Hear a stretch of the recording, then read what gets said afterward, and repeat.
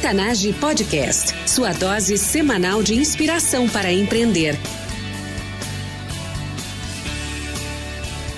Com você, time Octanage, Vinícius Facchineto e André Piazza.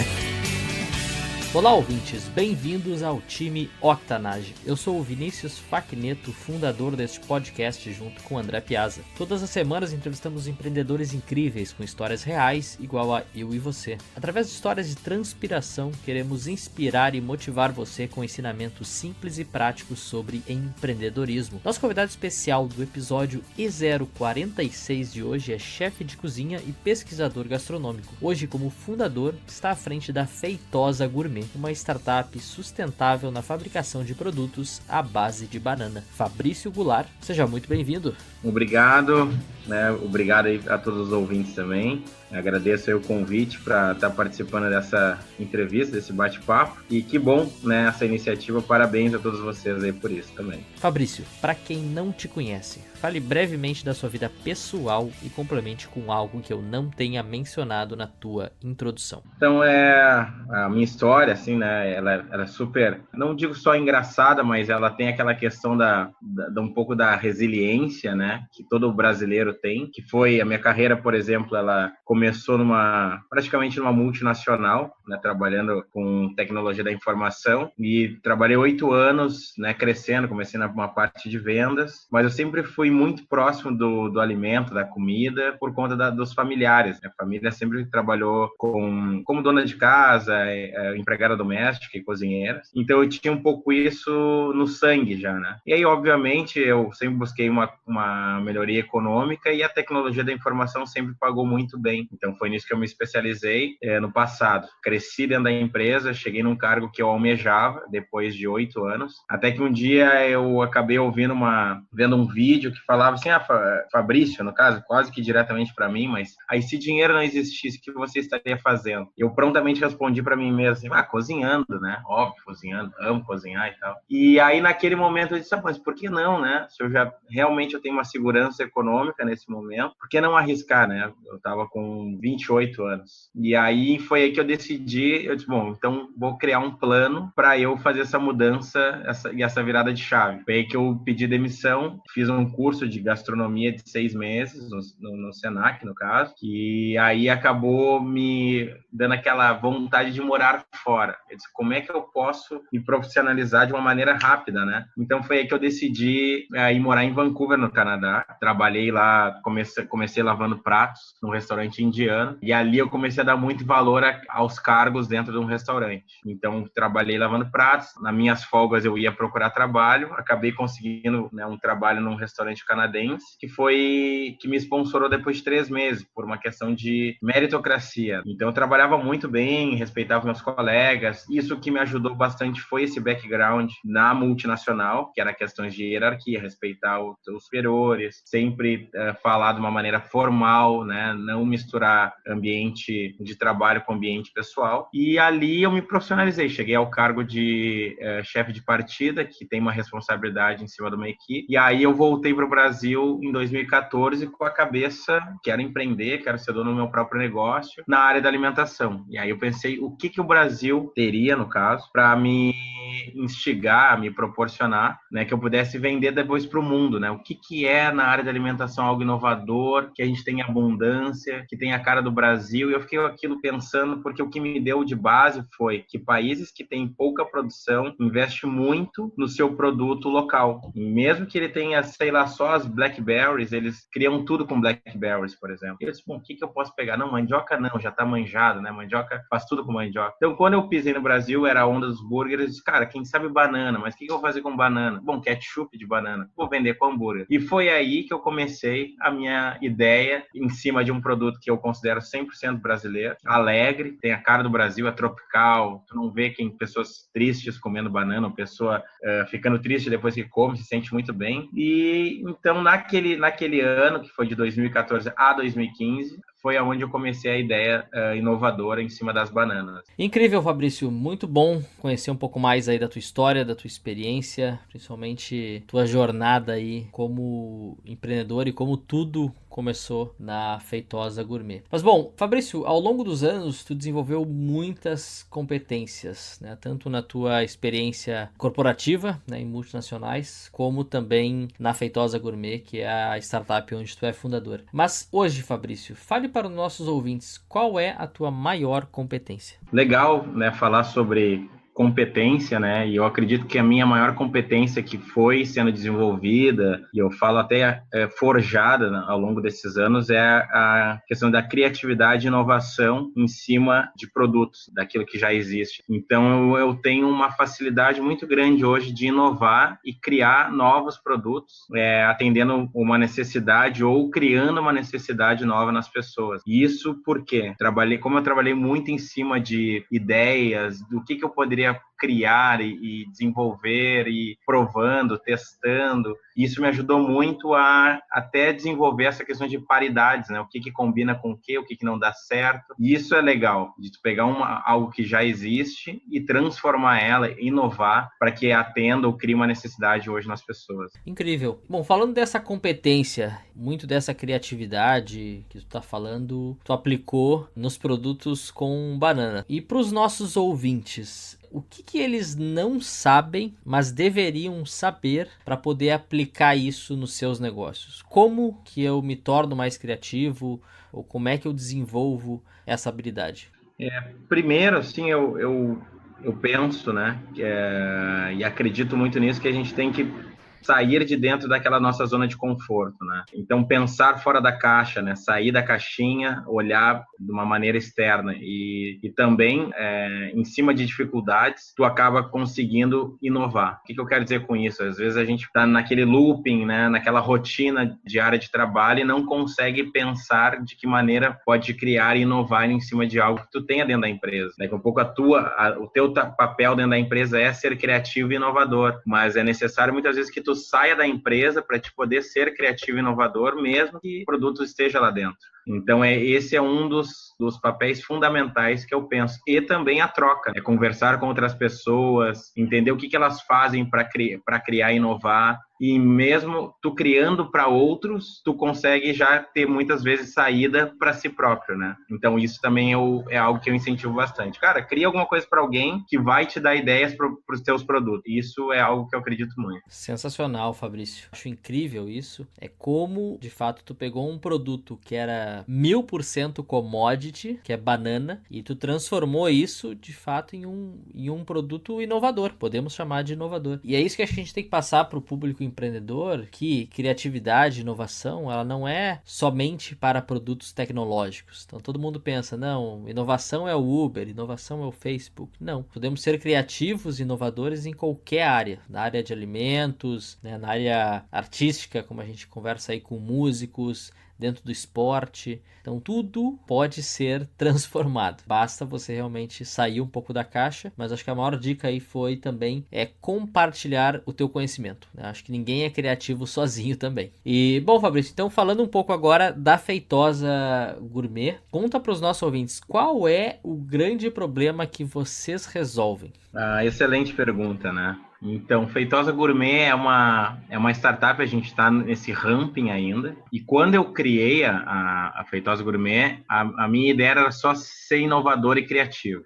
E trabalhar em cima de um produto brasileiro, que é a commodity, no caso da banana. Aí eu comecei a ver o seguinte, eu disse, nossa, né? Comecei a estudar sobre banana. Banana, ela já tem um nome científico que é muito legal, que é musa, né? Tropicalis. Eu disse, musa, pois é, como é que a gente tem que tratar a musa? A gente tem que tratar a musa bem, né? É algo quase que intocável, né? E aí eu comecei a pensar, como é que eu posso tratar melhor a questão da musa, da banana, de uma maneira inovadora, criativa e sustentável. Foi aí que eu entendi realmente o significado da palavra sustentabilidade. Comecei a fazer um estudo da banana, vi que a banana é a fruta mais consumida no mundo e a fruta mais desperdiçada também, por conta que ninguém come as cascas. E é uma fruta fácil de amadurecer e por isso ninguém come banana muito manchada ou madura. Então eu comecei a pegar essas bananas bem maduras. Primeiro problema, vamos resolver essa questão das bananas bem maduras. Comecei a comprar as bananas bem maduras, pensando no mesmo conceito do tomate bem maduro para molhos, e comecei a transformar em molhos. Ketchup original, ketchup picante, né, um barbecue,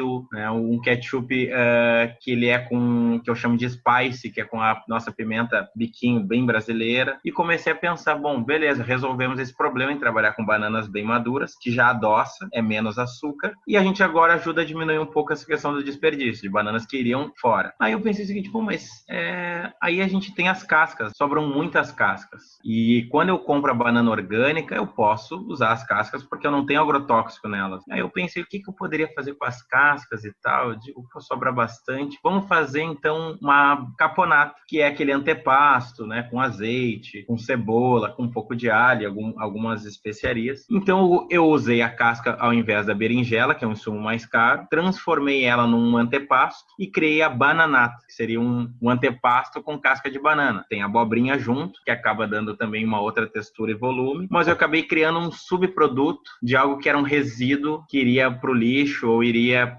para uma compostagem. Então aquilo me gerou, consegui monetizar também muito bem e me gerou um outro produto, ou seja, eu resolvi um outro problema em cima de um problema que eu já tinha, que é diminuir a quantidade de resíduos. Então hoje a Feitosa Gourmet trabalha com foco nisso, diminuição de resíduos orgânicos que iriam para lixos que não são corretos, e a gente acaba trabalhando isso, transformando em alimento, que são bem, né, nutritivos. Casca, por exemplo, tem o dobro de nutrientes da fruta, né? Então, consegui trabalhar em cima desses dois problemas. Sensacional, Fabrício. Muito, muito bom. Até dado curioso aí, não sabia que banana era a fruta mais consumida. E bom, falando então sobre a tua jornada como empreendedor, Fabrício, sabemos que, né, a nossa vida de empreendedor é uma montanha-russa, altos e baixos, e não é aquele mar de rosas que todo mundo imagina. Eu gostaria agora que tu contasse para os nossos ouvintes qual foi o teu pior momento como empreendedor, aquele momento difícil mesmo, e também conta aí para nossa audiência o que tu fez para superar esse momento. Legal, cara. Eu gosto muito de contar, né? Às vezes a gente não gosta de lembrar, mas a gente gosta de contar quando a gente supera, né? Então assim, esse meu pior momento como empreendedor foi quando eu tinha o food truck, que foi 2016 para 2017, eu levei ele para São Paulo. Estava morando em São Paulo, resolvi levar o food truck para lá e já estava em declínio o mercado. Já vendia o ketchup de banana no food truck, mas era algo super artesanal, assim, era algo que não tinha o foco de comercializar ele em grande escala. Se vendia de uma maneira bem, bem artesanal mesmo. Nesse período, eu comecei a desacreditar um pouco no negócio, o mercado estava bem difícil, 2016 foi bem complicado. São Paulo é um mercado super competitivo. Quando tu é de fora, as coisas são um pouco mais difíceis, e aí eu comecei a entrar um pouco em desespero, de o que eu vou fazer da minha vida, e uma cobrança em casa, na época eu tinha um relacionamento, e eu fiquei um pouco perdido. E aí, nesse período, eu acabei, em paralelo, tentando voltar para o mercado de TI, porque eu estava muito preocupado, disse, cara, o que eu vou fazer? Nossa, preciso ganhar dinheiro, não estou conseguindo honrar com as contas, e estou perdido, né? E aí comecei a fazer os molhos em casa também, fazer alguns eventos, né, na área de gastronomia, mas não eram suficientes. Acabei devolvendo, no caso, para Porto Alegre o food truck, deixando ele parado, tentei alugar até, e tentei dar um foco em voltar para o mercado e, em paralelo, trabalhar com eventos. Cheguei a fazer entrevistas no Google, na Amazon, na Oracle, e até que eu fiz uma entrevista numa outra multinacional, que eu tinha passado já como um cargo de executivo, e aí eu sentei na mesa, eu gosto muito de contar essa história, que eu sentei na mesa com a diretora comercial nível Brasil e América Latina, e chegou um momento da entrevista, contando a minha história, ela parou assim, fechou o notebook, eu disse, ixi, aí vem, né? Aí ela tirou o crachá, botou o crachá do lado, ela assim, Fabrício, olha só, se conselho fosse bom, a gente vendia, né? Mas, assim, eu gostei muito da tua história e eu acho que tu tem muita coisa a contribuir. Eu acho que se eu te contratar, eu vou estar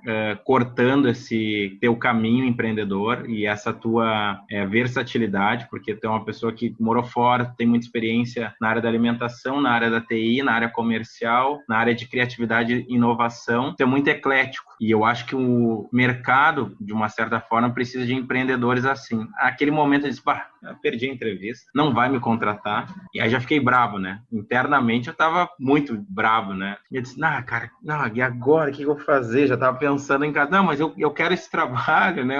Eu quero trabalhar, eu preciso voltar ao mercado, eu tenho alguns objetivos pessoais. E ela assim, olha, eu preciso que tu acredite em ti, porque eu acho que falta um detalhe para te ter sucesso. E eu já não estava mais entendendo o que seria o sucesso que ela queria me dizer, né? Eu disse, bom, agradeci, disse, olha, muito obrigado, né? Fico muito agradecido pelo conselho que tu me destes e tal, mas realmente eu queria muito estar trabalhando aqui com vocês. Eu já não estava enxergando mais nada, né? Só queria a vaga, achando que aquilo ia resolver, né, a minha vida. E aí, naquele momento, fui para casa, né? Cheguei em casa, tinha alguns vidros, tentei vender aqueles vidros, fiquei pensando o que eu ia fazer a partir dali e pensando no que ela falou. A partir dali, eu escrevi a minha startup, né, no Shark Tank, naquele reality show de investimentos. E ali, aí eu fui chamado, cara, 2 semanas depois. Aí eu disse, não pode ser. Não, que isso, né? Que eles estão me chamando por quê, né? Fui na entrevista, passei na entrevista. Fabrício, tu vai gravar. E a gente quer que tu mostre teus produtos e boa sorte. Eu disse, bom, tá bom, né?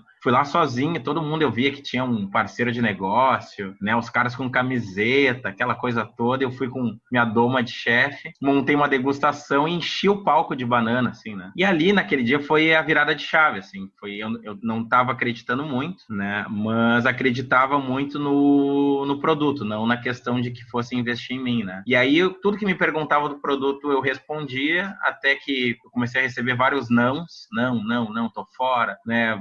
Teu produto é legal, mas o shelf life é curto, não sei o quê. Até que o Carlos Wieser, né, chegou e disse para mim o seguinte, Fabrício, o teu produto eu não enxergo como uma necessidade de mercado. Ketchup de banana, não vejo o mercado querendo isso e tal. Aí eu disse, eu vim até aqui, né? Não vou deixar esse cara aí, né? Pensei, dizer isso, que o meu produto não é uma necessidade que o mercado quer, né? Aí eu, naquele momento, eu peguei assim, pensei e respondi prontamente. Eu disse, olha, nenhum produto até então, né, inovador, e era uma necessidade que o mercado estava precisando. Ele se criou uma necessidade. Então, vamos colocar exemplos, o celular. As pessoas já estavam satisfeitas com um telefone onde elas conversavam, mas aí veio alguém e criou um celular, mensagens de SMS, mensagens instantâneas, internet móvel, o próprio ketchup de tomate. Ninguém pediu ketchup de tomate, foram lá e mostraram, isso aqui é muito bom. E aí, nisso, o Shiba foi lá e disse, então vamos consignar esse seu produto no mundo verde e tal. E ali eu reverti a negociação. Consegui uma negociação de colocar como permuta, né, dentro do mundo verde. Depois a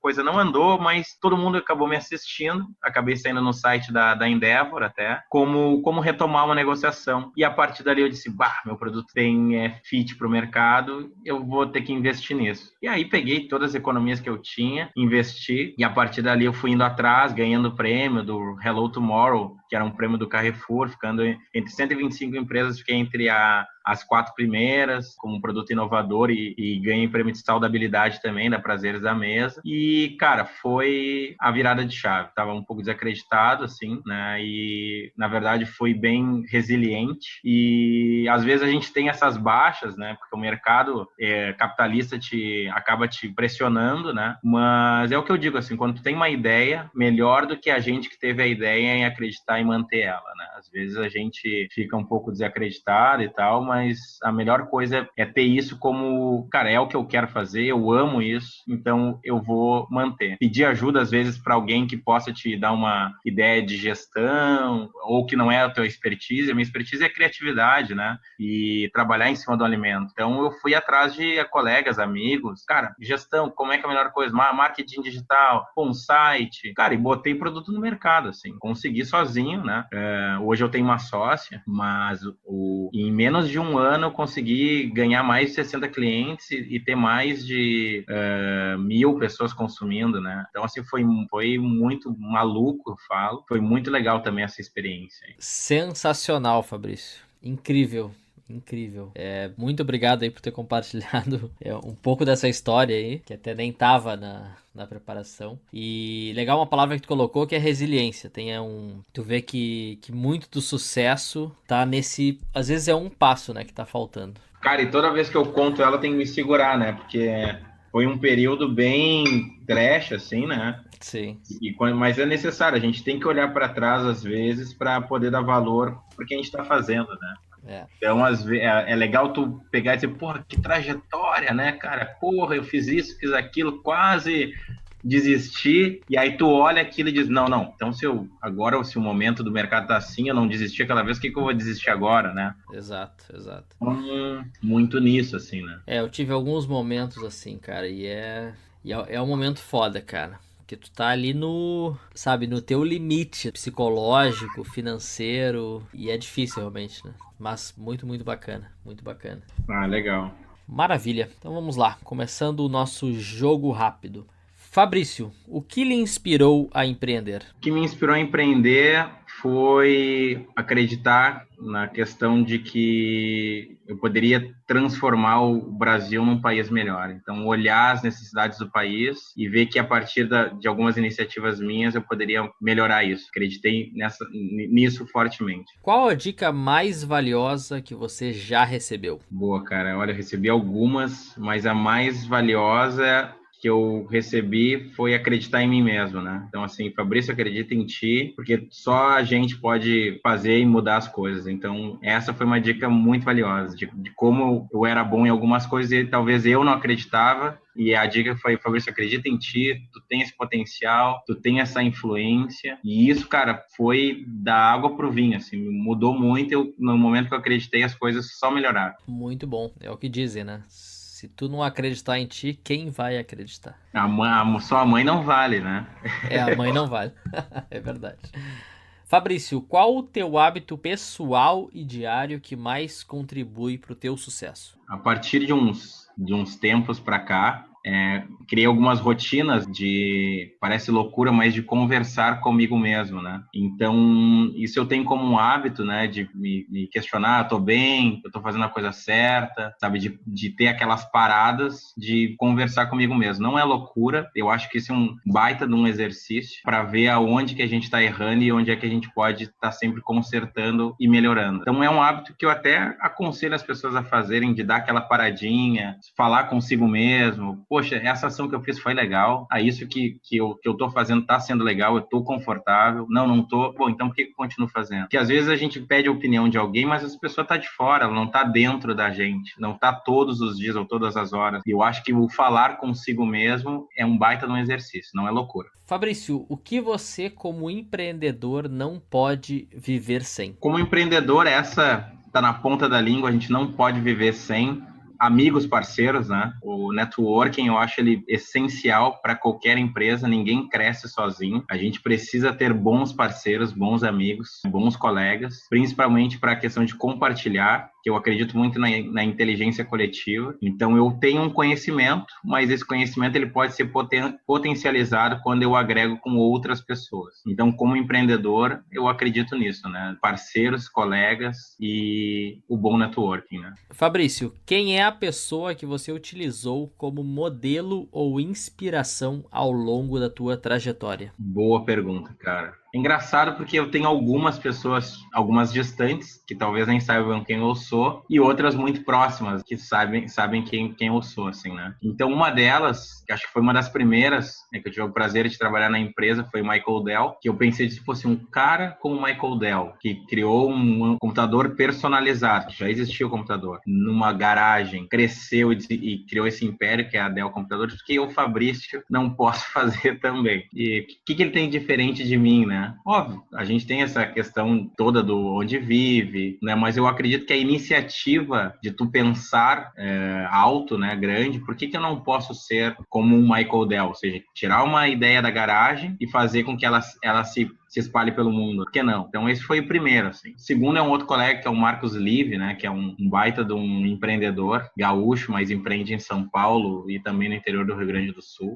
Pela maestria que ele tem e criatividade, né? Em empreender na área da alimentação. Tá? E, cara, Alex Atala também é um baita de um exemplo. Eu tive o prazer de estagiar no restaurante dele e ele, como pessoa, como é que ele se colocou no mercado e como ele é visto. Então, não que eu queira ser um Alex Atala, mas esses 3 exemplos me inspiram bastante de como se posicionar como pessoa, como empresa e também como ideia, né, criativa na área da alimentação. Excelentes exemplos. Dica de uma ferramenta ou recurso online para empreendedores e por quê? Eu acredito muito no Instagram. Eu acho essa ferramenta perfeita para empreender, porque tu consegue mostrar um empreendedorismo real. Claro que tu pode mostrar um fake, como qualquer outra coisa, mas ali tu consegue mostrar a tua vida pessoal, entre aspas, e a tua vida de empreendedorismo. Então a pessoa vai estar olhando ali, ela consegue ver como é que é teu dia a dia, se tu é um cara legal, se tu compartilha coisas legais, quem é o Fabrício que está por trás da empresa, que eu acho isso muito importante hoje, as pessoas saberem quem está por trás do negócio. Se expor de uma maneira positiva, eu acho que é essencial. Ajuda a vender a empresa. Então, muitas vezes, as pessoas me chamam de Feitosa, e meu nome não é Feitosa, porque o nome da startup é Feitosa. Então, as pessoas, olha lá o Feitosa, Feitosa aí, os ketchups e tal. Então, eu tenho uma responsabilidade muito grande de vender a minha imagem, de mostrar como é a minha vida de uma maneira responsável, né, de sustentável, porque isso ajuda a vender o meu produto também. Então, eu acredito que o Instagram é uma baita ferramenta e tem que saber ser bem utilizado. Muito boa dica. Engraçado o fato de chamar de Feitosa. E aproveitando também, da onde veio o nome Feitosa? Então, Feitosa, ele veio de um apelido quando eu trabalhei na Dell, porque na época tinha uma novela que tinha um ator que o nome do personagem era Feitosa, ele gostava de dançar, dançar é uma coisa que eu sempre gostei muito, ele tinha uma namorada, né, vivia com a mãe, aquela coisa toda, né, e era muito parecido comigo, assim, vivia rindo, brincando, irreverente, engraçado, e aí um dia alguém falou assim, Feitosa, e aí pegou, né, a empresa inteira me chamava de Feitosa, e aí do Feitosa, algumas pessoas já me chamavam de Feite, que era o apelido do apelido, e acabou ficando, né, o ator foi embora, acabou a novela, mas o Feitosa continuou. Muito bom, muito bom. Lembrei do personagem do Feitosa. Maravilha. Dando sequência aqui então.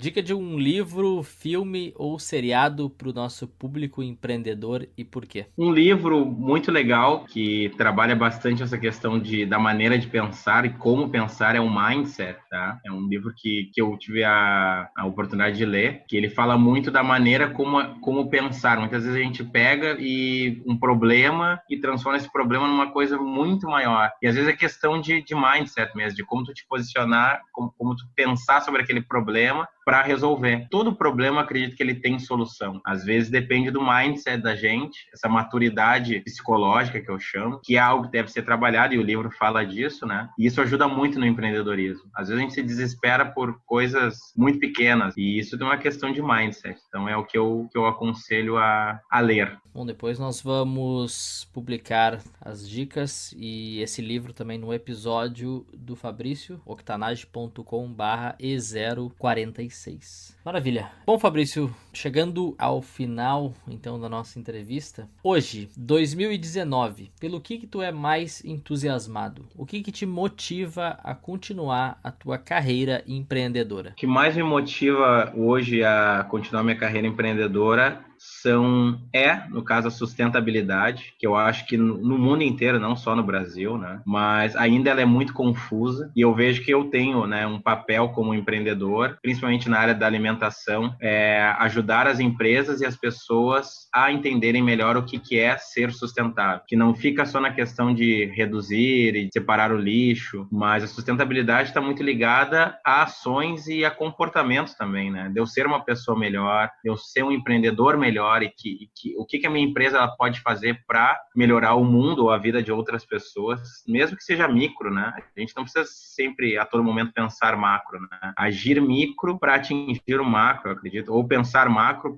e agir no micro, né? Na sua cidade, no seu bairro, na sua casa, né? Então, eu acredito muito nisso. O que no caso, me motiva a continuar assim é a questão de ser sustentável e ajudar as pessoas a serem mais sustentáveis mesmo, né? De verdade, como pessoas, né? Maravilha. E bom, antes da gente fazer a pergunta final, lembrando que nós vamos publicar lá na página onde terá a transcrição do episódio do Fabrício, um material então para vocês poderem conhecer um pouco mais os produtos da Feitosa Gourmet, para vocês entrarem em contato e provarem também, né, as delícias aí inovadoras que o Fabrício criou. Bom, para a gente finalizar então, Fabrício, qual a dica de ouro para os nossos ouvintes? A dica de ouro para os ouvintes, eu acredito que deve ter muita gente empreendedora nos escutando, né? Muita gente com bastante empresas inovadoras. Talvez a minha dica já tenha sido, né, no caso, utilizada, mas é a questão de que a gente precisa de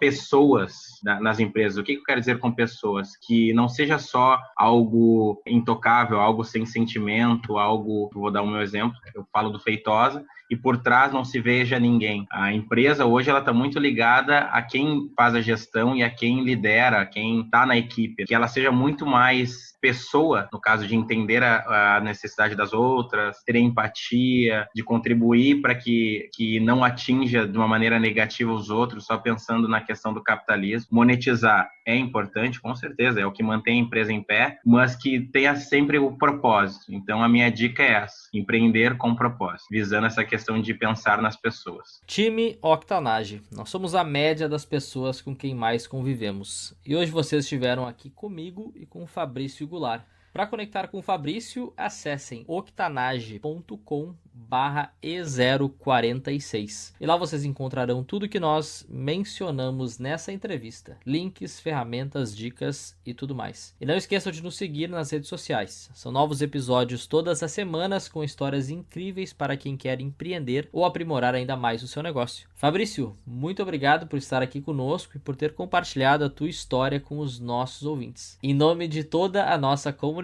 nós te saudamos e agradecemos. Muito obrigado, pessoal. Boa sorte, sucesso para todos aí. Que a gente venha compartilhar cada vez mais bons negócios, boas ideias, que sejamos mais sustentáveis como pessoas e que a gente consiga construir aí, seja o nosso mundo na cidade, ou o nosso mundo Brasil, ou o nosso mundo terra, né? Como algo muito melhor para todos. Com certeza. Fabrício Goulart, mais uma vez, muito obrigado. E time Octanage, até a próxima. Octanage Podcast, sua dose semanal de inspiração para empreender.